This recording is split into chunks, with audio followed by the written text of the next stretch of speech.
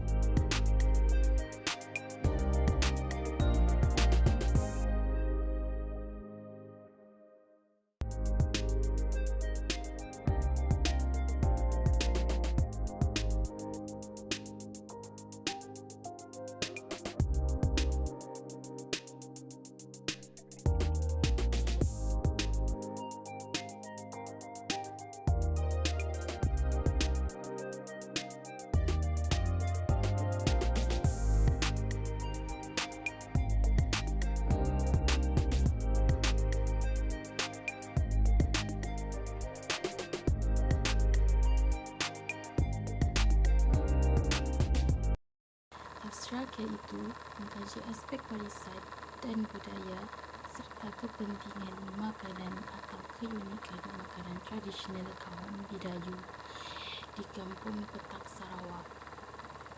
Terdapat beberapa cabaran untuk mengekalkan dan meneruskan makanan tradisional kaum Bidayuh ini. Baiklah, pada bahagian ini saya akan memperkenalkan serba sedikit topik atau tajuk yang kami kaji, iaitu pengenalan makanan tradisional kaum Bidayuh. Kaum Bidayuh atau juga dikenali sebagai Len Dayak merupakan antara salah satu etnik yang terdapat di Sarawak. Kaum Bidayuh kebanyakannya menduduki atau mendiami bahagian Serian, Kuching dan Barat Kalimantan. Pada slide kita dapat lihat warisan budaya merupakan artifak fizikal dan ciri yang tidak ketara sesebuah kelompok atau sesuatu masyarakat yang diwarisi oleh generasi terdahulu.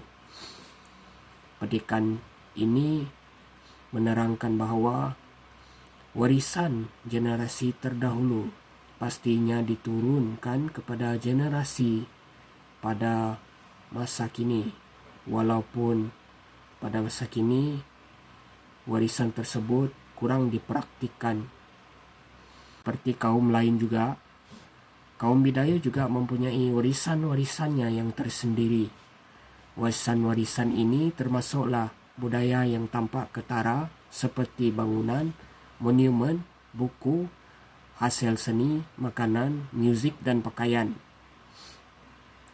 Di sini kami memilih makanan tradisional kaum Bidayuh untuk dikaji, kerana kaum Bidayuh mempunyai pelbagai jenis makanan atau sajian yang biasanya dihidangkan pada masa dahulu. Antaranya adalah siok tanak buruk ataupun ayam masak dalam buluh, asam siok, kersem, tepui, sambal belacan, sup ikan dengan terong kuning, sup panas atau sup sayur, sambal sorai atau sambal serai, kasam ikan, ayam kacang ma, tebah daun bandung atau pekasam daun ubi, isam, midin belacan bersama udang, bunga durian goreng, tempoyak goreng, pangkang, tepus goreng belacan, dan lemang periuk kera.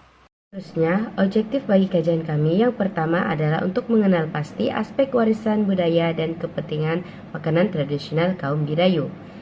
Yang kedua adalah mengenal pasti ciri-ciri dan keunikan makanan tradisional kaum Bidayuh di Kampung Petak. Dan yang terakhir untuk mengkaji cabaran yang dihadapi untuk memelihara warisan makanan tradisional kaum Bidayuh. Seterusnya, lokasi kajian. Kami telah memilih Kampung Petak untuk menjalankan kajian ini. Lokasi kajian berada di daerah pensiaran Samarahan. Kampung Petak, Sarawak menjadi pilihan kawasan kajian kerana majoriti penduduk kawasan Kampung Petak adalah berbangsa Bidayuh. Selain kaum Bidayuh, terdapat juga beberapa kaum lain iaitu suku kaum Iban dan suku kaum Melayu Sarawak. Merupakan reka bentuk kajian yang digunakan untuk menghubung kaitkan objektif dan hasil kajian. Antara kaedah kajian yang digunakan untuk mendapatkan hasil ataupun maklumat yang tepat iaitu kaedah temu bual dan kaedah borang soal selidik. Instrumen kajian pula ialah untuk mendalami lagi konsep keterangan dan kepelbagaian sumber maupun sumber primer dan sumber sekunder. Konsep yang digunakan ataupun kaedah kajian yang digunakan iaitu kuantitatif dan kualitatif. Seterusnya, saya membentangkan tentang perusahaan kajian. Pengkaji memilih tajuk ini kerana pengkaji ingin mengenal pasti jenis-jenis makanan tradisional kaum Bidayuh dan juga cara masak masakan tradisional kaum Bidayuh di Kampung Petak. Pengkaji tertarik dengan masakan tradisional kaum Bidayuh atas keunikan makanan tersebut agar makanan tersebut dikenali oleh masyarakat Malaysia. Manakala di bahagian sumber data, pengkaji akan memperolehi data melalui dua kaedah, iaitu kaedah temu bual dan juga kaedah soal selidik. Soal selidik ini berbentuk soalan tertutup kerana untuk mendapatkan jawapan yang berbeza-beza daripada responden bagi menggunakan untuk dibandingkan. Manakala kaedah temu bual pula, temu bual ini dilakukan bagi untuk mengetahui lebih maklumat tambahan mengenai makanan tradisional kaum Bidayuh di Kampung Petak. Dalam kajian ini, kumpulan kami telah menggunakan data sekunder dan data primer. Bagi data sekunder pula, kami merujuk kepada buku, laman web dan sebagainya. Buku telah kami dapati di perpustakaan. Dan bagi data primer pula, kami telah membuat sesuatu kajian dari segi temu bual, soal selidik dan sebagainya. Kami telah menemu bual 4 orang responden daripada Kampung Petak, terbahagi kepada 2 lelaki dan 2 perempuan. Bagi analisis data pula, kami telah membilangkan sejumlah 12 perempuan dan 12 lelaki bagi menjayakan kajian kami, dan terbahagi kepada beberapa bangsa seperti Bidayuh, Melayu, Iban, Bumi Putra, Kenyah dan sebagainya yang terdapat di Kampung Petak.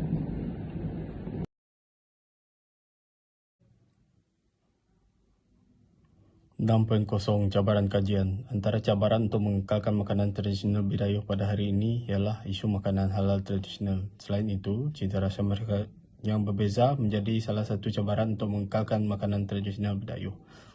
Seterusnya, sikap generasi anak muda pada masa kini juga merupakan satu cabaran untuk mengekalkan makanan tradisional Bidayuh. Akhir sekali, masakan tradisional Bidayuh kurang dikenali oleh masyarakat.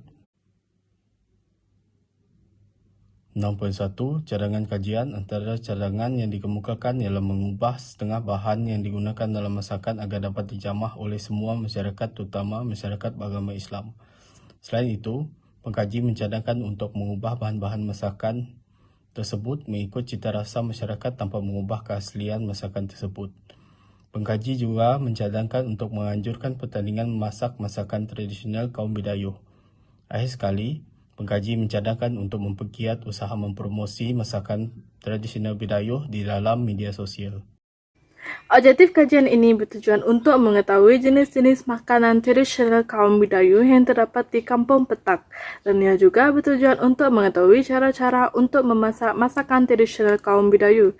Antara masakan tradisional kaum Bidayuh yang telah kami pilih ialah ayam pansuh, sup ikan dengan terung kuning, dan juga sambal serai. Bahagian ini akan dirumuskan melalui kaedah kajian dan cara masakan yang telah ditunjukkan. Melalui kaedah kajian yang telah dilakukan seperti kaedah sesi temu bual dan juga soal selidik, telah didapati bahawa makanan tradisional kaum Bidayuh ini masih dihidangkan sehingga ke hari ini, dan ia juga masih digemari ramai. Malahan, ada juga segelintir masyarakat yang kurang tahu tentang masakan tradisional kaum Bidayuh ini. Hal ini adalah kerana ia kurang diperkenalkan kepada masyarakat umum.